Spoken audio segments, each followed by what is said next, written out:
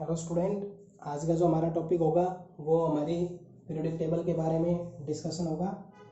हमारी जो periodic table है उसमें हम मेंडलीव मॉडर्न पीरियोडिक टेबल तक बता चुके हैं। आज हम जो हमारी टेबल है लॉन्ग फॉर्म जो आज आप पढ़ते हो उनके बारे में करेंगे। हम इसको 3 ब्लॉक में बांटते हैं। पहला हमारा एस ब्लॉक होता है, ये हमारे पास पी ब्लॉक होता है, इसको हम डी ब्लॉक कहते हैं, ये हमारे पास एफ ब्लॉक होता है। ठीक है, तो 4 ब्लॉक हमारे पास एग्जिस्ट करते हैं। ठीक है, यानी कि जो ये हमारे पास पीरियोडिक टेबल है ये 4 ब्लॉक में है। तो पहला जो हमारा क्वेश्चन होता है कि S block, P block, D block, F block element की कैरेक्टरिस्टिक्स के बारे में डिस्कस करेंगे। ठीक है, तो जो हमारे पास एस ब्लॉक एलिमेंट है इसके पहले मैं एस और पी समझाता हूँ। एस ब्लॉक एलिमेंट जो होते हैं उसमें ये 2 होते हैं, पी में ये 6 होते हैं, 1 2 3 4 5 6। ये जो आपका होता है इसको हम नोबल गैस कहते हैं। क्या कहते हैं इसको? Noble gas. ठीक है, और यहां से लेकर इस नोबल गैस तक इसको हम बोलते हैं रिप्रेजेंटेटिव एलिमेंट। क्या बोलते हैं? Representative element. इसको बोलते हैं ट्रांजिशन एलिमेंट, और इसको क्या बोलते हैं? Inner transition element. ठीक है, यानी कि हमारे पास जो पीरियोडिक टेबल है इसके अंदर जो एस ब्लॉक है उसमें 2 ग्रुप होते हैं, alkali metal, alkaline earth metal. यहाँ पर आपके पास जो होते हैं वो आपके पास होता है boron, carbon, nitrogen, oxygen, fluorine, neon यानी कि हीलियम। इस ग्रुप को जो 18 ग्रुप है हमारे पास इसको हम क्या कहते हैं? Noble gas. ये हैलोजन, इसको चैक्लोजन कहते हैं। ये nitrogen family, carbon family, boron family. इसको हम अल्कली मेटल कहते हैं और इसको हम अल्कलाइन अर्थ मेटल कहते हैं। ठीक है, बट लास्ट वाले नोबल गैस को हटा के 2 ये ग्रुप और 5 ये ग्रुप अगर मिलाएं इसको रिप्रेजेंटेटिव एलिमेंट कहते हैं। डी ब्लॉक एलिमेंट का दूसरा नाम ट्रांजिशन एलिमेंट होता है। और जो एफ ब्लॉक होते हैं इसमें 2 सीरीज होती है, ऊपर वाले को हम 4F कहते हैं, नीचे वाले को हम 5F कहते हैं। इनको हम क्या बोलते हैं? इनर ट्रांजिशन, क्योंकि ये ट्रांजिशन के नीचे रखे हुए हैं। ठीक है, तो इनमें मैं पहले ग्रुप वाइज लूंगा, पहले इन दोनों को समझाऊंगा फिर इन दोनों को समझाऊंगा। ठीक है, तो आपके पास जो ये होते हैं इनकी जनरल कॉन्फ़िगरेशन होती है NS1 से 2, journal outer electronic configuration for S block element. P के लिए क्या होती है? पी के लिए पूरी होती है NS2 NP1 से 6। ये जर्नल आउटर इलेक्ट्रॉनिक कॉन्फ़िगरेशन होती है। मतलब जनरल का मतलब ये है कि आप N रख दो एलिमेंट आ जाएगा। जैसे आप AN1 लिखते हो तो 1S1 पहला, दूसरा 1S2। ठीक है, वो वहाँ होगा। 3 2 रख दो 2S1 2S2, ऐसे रखते चले जाएंगे। यहाँ पर N अगर आप 3 रखते हो तो यहाँ क्या आ जाएगा? 3S2 3P1 से 6, यानी 3S2 3P1 3P2 3P3 ऐसे करके हमारे पास आ सकता है। तो ये जर्नल आउटर इलेक्ट्रॉनिक कॉन्फ़िगरेशन भी। अब हम आपको एस ब्लॉक एलिमेंट की प्रॉपर्टीज के बारे में बताएंगे। ठीक है, क्वेश्चन 1 बाय 1 आएगा। पहले एस ब्लॉक आएगा, फिर पी ब्लॉक आएगा, फिर डी ब्लॉक आएगा, फिर एफ ब्लॉक आएगा। तो यहाँ पर एस ब्लॉक एलिमेंट जो है, एस ब्लॉक जो अपने पास इस तरह के एलिमेंट थे जिनमें ये एग्जिस्ट करते थे: hydrogen, lithium, sodium, potassium, rubidium, caesium, francium, beryllium, magnesium, calcium, strontium, barium, radium. ये 2 ग्रुप हमारे पास है। इन ग्रुप की अगर आप प्रॉपर्टीज की बात करो, इन एलिमेंट की प्रॉपर्टीज की बात करेंगे हम। ग्रुप की प्रॉपर्टी का मतलब इन एलिमेंट की। तो सबसे पहले होती है दे आर सॉफ्ट मेटल। क्या होते हैं? सॉफ्ट मेटल होते हैं। मेल्टिंग एंड बॉइलिंग पॉइंट क्या होता है इनका? लो होता है। ठीक है, यानी कि ये सारे देखो, सोडियम को चाकू से भी काटा जा सकता है, सुना होगा आपने। ठीक है, दूसरा ये पॉजिटिव चार्ज रखते हैं। कैसा चार्ज रखते हैं? पॉजिटिव। पॉजिटिव रखते हैं का मतलब लूज करते हैं ये इलेक्ट्रॉन। ये सारा ग्रुप +1 रखता है, ये सारा ग्रुप +2 रखता है। इसका मतलब ये सभी एलिमेंट एक इलेक्ट्रॉन लूज करने की टेंडेंसी रखते हैं, सारे +2 रखने की कोशिश करते हैं। ठीक है। तीसरा ये रिएक्टिव होते हैं, क्या होते हैं, रिएक्टिव। अगर आप केरोसिन ऑयल में नहीं रखोगे सोडियम को तो ये अपने आप आग पकड़ लेता है, इसका मतलब ये कितना ज़्यादा रिएक्टिव है। तो कहने का मतलब एक तो ये सॉफ्ट है तो ये मेल्टिंग बॉइलिंग पॉइंट लो होगा। चार्ज इनका पॉजिटिव होता है, यानी कि इलेक्ट्रॉन लूज करने की टेंडेंसी रखता है। पहला group alkali metal +1, alkaline metal +2। और ये आयोनिक कंपाउंड बनाते हैं। कैसे कंपाउंड बनाते हैं, आयोनिक कंपाउंड कब बनते हैं, जब लॉस हो या गेन हो। जैसे अब अपने पास सोडियम इलेक्ट्रॉन लूज करता है, इसके साथ एक गेन करने वाला होना चाहिए, जैसे Cl। तो NaCl जो कंपाउंड बना ये आयोनिक कंपाउंड बना, ठीक है। अगला है ये रिड्यूसिंग एजेंट होते हैं। क्या होते हैं, रिड्यूसिंग यानी रिडक्शन में हेल्प करते हैं। और अगर आप इनको किसी लाइट में अगर आप इसको जलाओगे तो ये कलर टू द फ्लेम, मतलब ये कलर देगा। कलर डिपेंड करेगा कौन सा मेटल यूज करते हो। जैसे सोडियम को अगर आप जलाओगे येलो कलर आएगा, ठीक है। तो ये सॉफ्ट मेटल होते हैं सारे, इनका मेल्टिंग बॉइलिंग पॉइंट लो है, आयनाइज एनर्जी कम होती है, पॉजिटिव चार्ज रखते हैं, आयोनिक कंपाउंड बनाते हैं, रिएक्टिव होते हैं, रिड्यूसिंग एजेंट होते हैं और कलर देते हैं जब आप इसको जलाते हो तो, ठीक है। तो ये जो एलिमेंट थे इन सबकी मोस्ट कॉमन प्रॉपर्टी मैंने आपको बता दी है। अब मैं आपको पी ब्लॉक के बारे में बताता हूँ। इसके बारे में बताता हूँ, पी ब्लॉक एलिमेंट के बारे में। जो हमारे पास पी ब्लॉक होते हैं उसमें 6 ग्रुप होते हैं, ठीक है। तो उनमें नोबल गैस इतना ज़्यादा काउंट नहीं होता।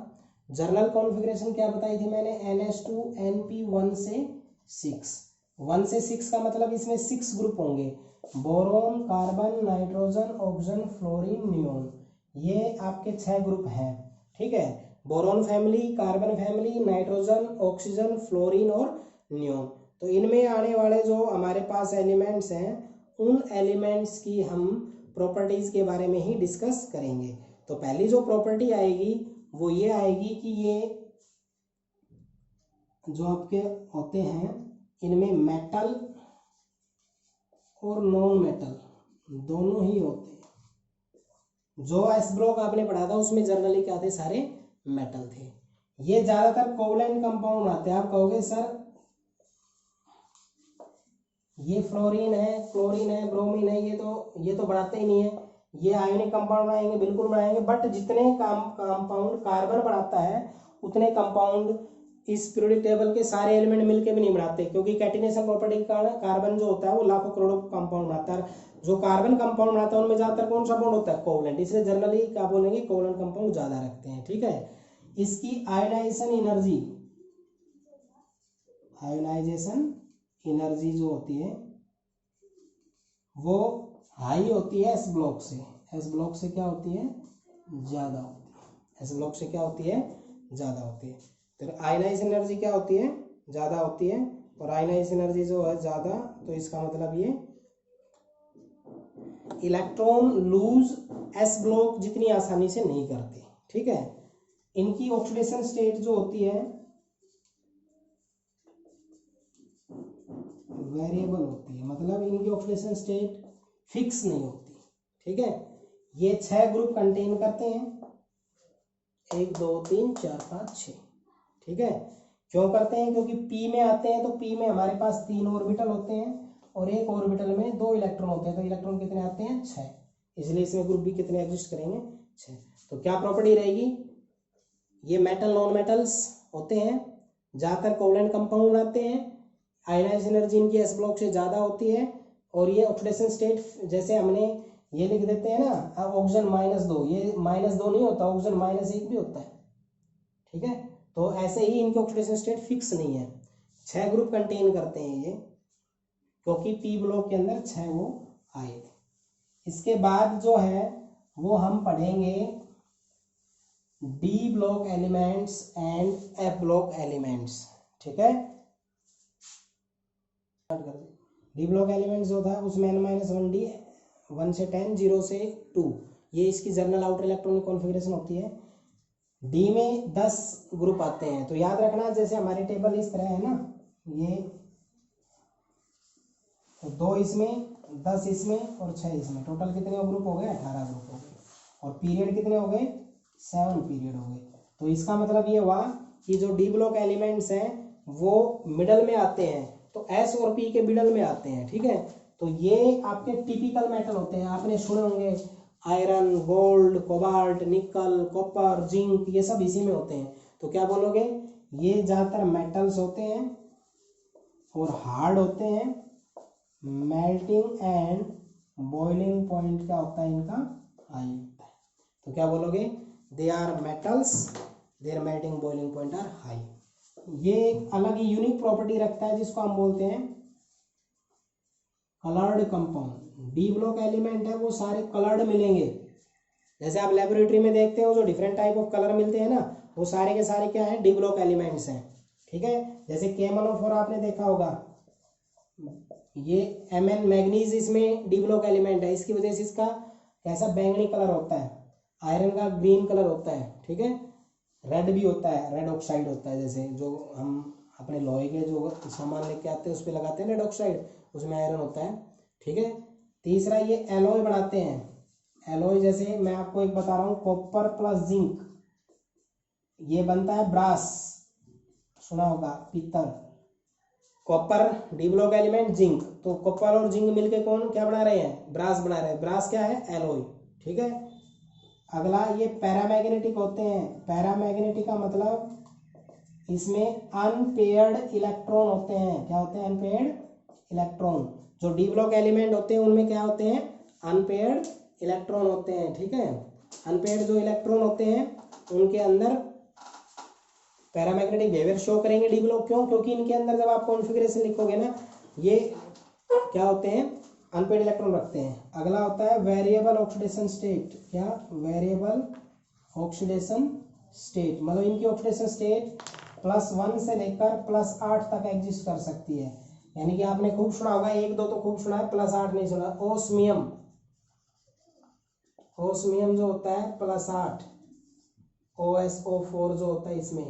KMnO4 आपने सुना होगा, इसमें +7। K2Cr2O7 सुना होगा, इसमें ये +6। इनकी ऑक्सीडेशन स्टेट जो होती है वो वेरिएबल होती है। और एक ये क्या बनाते हैं, कॉम्प्लेक्स बनाते हैं। क्या बनाते हैं भैया, कॉम्प्लेक्स। तो याद रखना, जो डी ब्लॉक एलिमेंट है हमारे, वो बहुत ही टिपिकल मेटल है। टिपिकल मेटल है मतलब इनकी ऑक्सीडेशन स्टेट हमेशा प्लस मिलेगी और ये कलर्ड कंपाउंड दिखाएंगे। क्या दिखाएंगे, कलर्ड मेटल है। हार्ड होते हैं तो मेल्टिंग बॉइलिंग पॉइंट इनका ज़्यादा होगा। कलर्ड दिखाते हैं क्यों, क्योंकि डी जो और डी सब सेल है वो क्या होती है, पार्शियली फील्ड। क्या होती है, पार्शियली फील्ड, मतलब डी सब सेल में अनपेड इलेक्ट्रॉन रहते हैं। अनपेड रहते हैं इसलिए पैरामैग्नेटिक। ऑक्सीडेशन स्टेट इनकी बहुत ज़्यादा होती है, +1 +2 +3 +4 ये सब एग्जिस्ट करती है, ये कॉम्प्लेक्स फॉर्मेशन करते हैं। इनको हम क्या बोलते हैं, डी ब्लॉक एलिमेंट्स। अब जो हम हमारी पीरियोडिक टेबल के नीचे रखे रहते हैं उनको हम क्या बोलते हैं, एफ ब्लॉक एलिमेंट। जो हमारी आज की पीरियोडिक टेबल में जिनका 2 नाम दिया गया था, लैंथेनाइड्स और एक्टिनाइड्स, ठीक है। हमारी जो पीरियोडिक टेबल होती है उसमें एफ ब्लॉक एलिमेंट नीचे रखे रहते हैं भाई। ऊपर वाले को 4F सीरीज कहते हैं, नीचे वाले को 5F सीरीज कहते हैं। ऊपर वाले को हम कहते हैं लैंथेनाइड्स और इसको क्या कहते हैं, एक्टिनाइड्स। ये लैंथेनियम एलिमेंट के पीछे रखते हैं, ये एक्टिनियम के पीछे रहते हैं। ये लैंथेनियम के पीछे रहते हैं इसलिए लैंथेनॉइड्स, और ये एक्टिनियम के पीछे रहते हैं एक्टिनॉइड्स। इसमें एफ में कितने वो होते हैं, 14 मिलेंगे, ठीक है। 7 ऑर्बिटल मिलेंगे और 14 इलेक्ट्रॉन, तो 14 ग्रुप मिलेंगे उसके अंदर, ठीक है।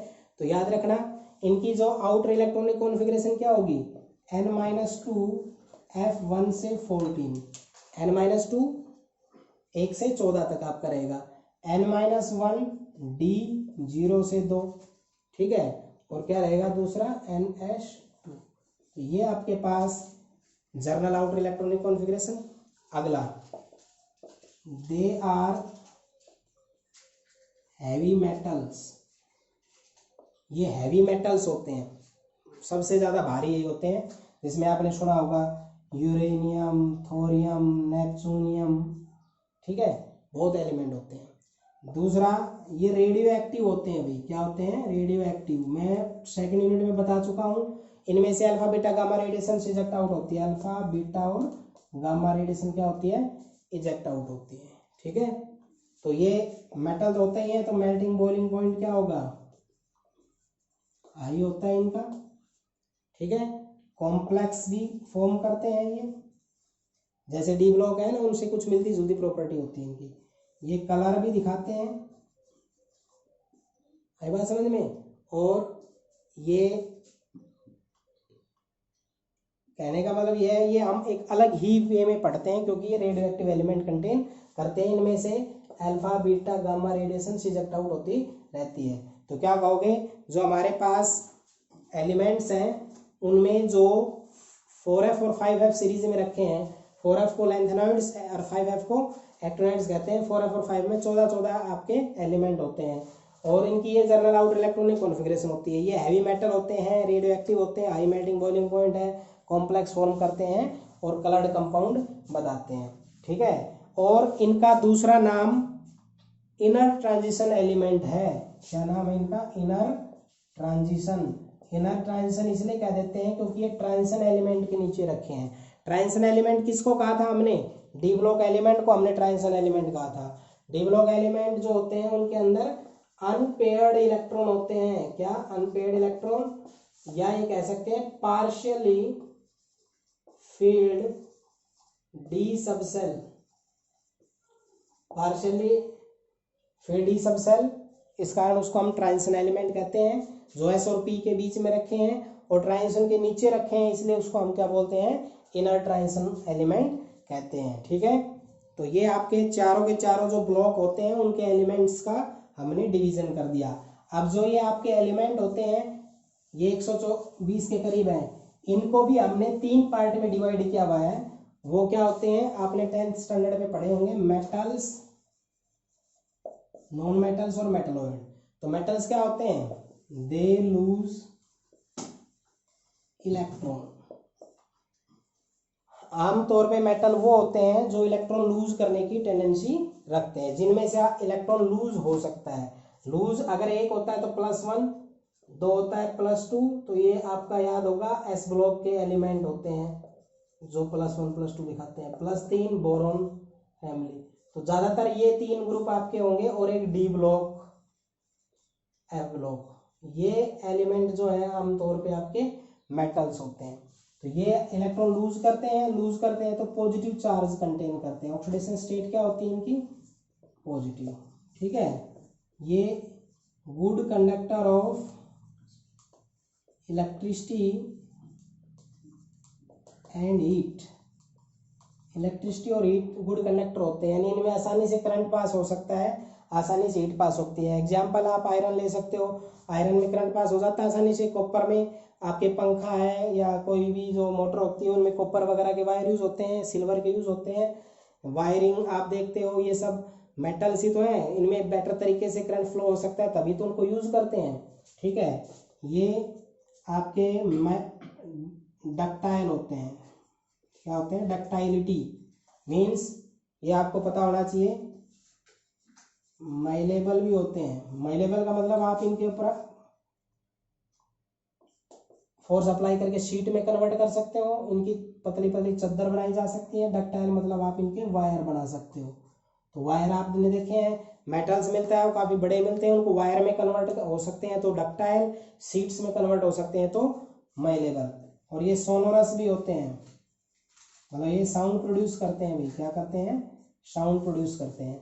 तो ये अब आपके आमतौर पे मेटल्स की प्रॉपर्टी हो गई कि जो मेटल्स आपके होते हैं इलेक्ट्रॉन लूज करने की टेंडेंसी रखते हैं, पॉजिटिव चार्ज इनके ऊपर होता है, यानी कि जो इलेक्ट्रॉन लूज करे वो पॉजिटिव चार्ज होते हैं, फिक्स है ये चीज़। तो ये good conductor of electricity and heat, इनमें से आसानी से करंट और हीट दोनों पास हो सकते हैं और इनके वायरिंग आसानी से बनाई जा सकती है, इनके शीट्स में कन्वर्ट किया जा सकता है और ये स्ट्राइक होने के बाद साउंड प्रोड्यूस भी करते हैं। इनको हम क्या बोलते हैं, नो मेटल्स बोलते हैं। तो मेटल्स जो है ज़्यादातर एलिमेंट जो आपके हैं वो मेटल्स ही हैं, ठीक है। अब बात आती है नॉन मेटल्स की। नॉन मेटल क्या है होते हैं, नॉन मेटल्स आपके जो आमतौर पे गेन इलेक्ट्रॉन नेगेटिव चार्ज। तो इलेक्ट्रॉन अगर गेन करेगा तो ये लूज करते हैं तो ये गेन करते हैं, ये पॉजिटिव चार्ज रखते हैं तो नेगेटिव रखते हैं। ये नॉट गुड कंडक्टर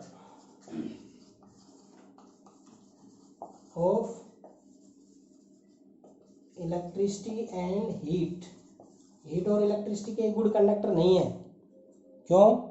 क्योंकि ज़्यादातर ये गैस होते हैं, ज़्यादातर ये क्या होते हैं 23 के करीब हैं, बट ये गैस होते हैं ज़्यादातर। अब गैस में से करंट पास तो होता नहीं है, ठीक है। नॉट डक्टाइल, यानी कि गैस के आप वायर भी नहीं बना सकते। नॉट माइलेबल, सीट्स भी नहीं बना सकते। और नॉट सोनोरस, ये साउंड प्रोड्यूस भी नहीं करते।